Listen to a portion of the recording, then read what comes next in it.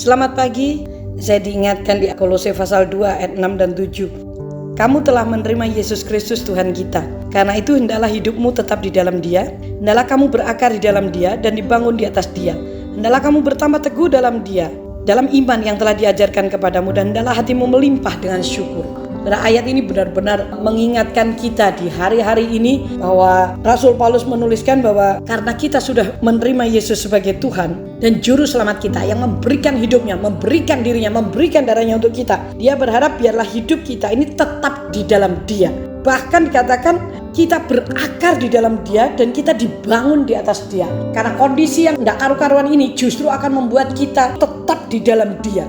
Karena tidak ada tempat yang aman, perlindungan yang aman kecuali di dalam Yesus Kristus, kecuali di bawah kepak sayap Tuhan. Bahkan kita berakar mencari Tuhan. Banyak keajaiban-keajaiban yang Tuhan sediakan sebenarnya bagi kita. Justru di dalam kelemahan kita lah kuasa Tuhan bekerja sempurna. Justru dalam kondisi seperti ini sebenarnya Dia menyediakan pertolongan, keajaiban itu lebih banyak lagi. Hanya orang yang berakar di dalam Yesus lah yang bisa mengerti bahwa situasi sulit, situasi berat, situasi yang tidak memungkinkan itu menghasilkan mujizat yang besar. Orang yang tidak berakar dalam Yesus tidak akan bisa mengerti. Dia akan frustasi, dia akan putus asa.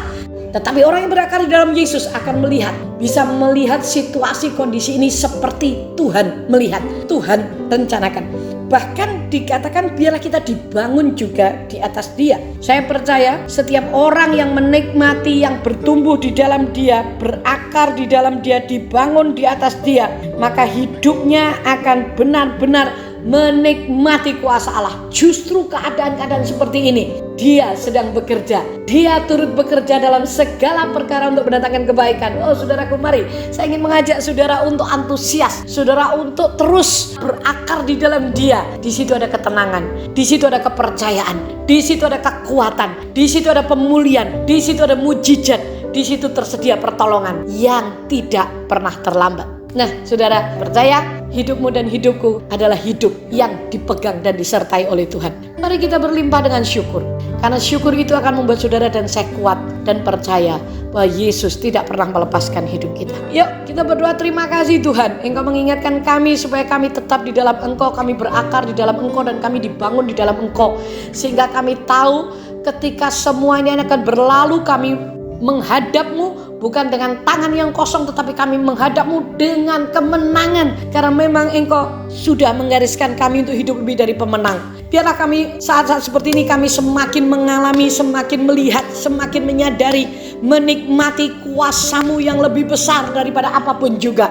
Bahwa penyertaan-Mu itu lebih besar daripada apapun juga. Sehingga kami tidak perlu khawatir dan kami ketakutan, tetapi kami mempercayakan itu kepadamu.